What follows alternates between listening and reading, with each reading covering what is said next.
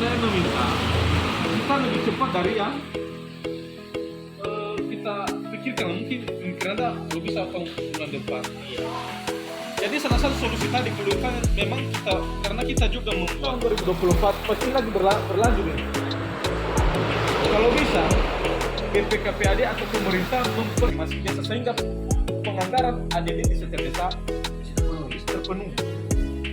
Dan sama BK, DPD, setiap kecamatan, dan yang kami hormati seluruh rekan-rekan perangkat desa yang sudah hadir pada kesempatan ini. Disuruh kita panjatkan atas pertolongan dan direktur kuasa di mana sejak tadi mulai rapat yang kita laksanakan di tempat ini sampai tadi dan menurut kita masing-masing, sehingga apa yang sudah kita sepakati bersama bisa kita tuangkan dalam bentuk sebuah surat atau berita acara hasil aspirasi kita secara keseluruhan, secara umum perangkat desa Kabupaten ini.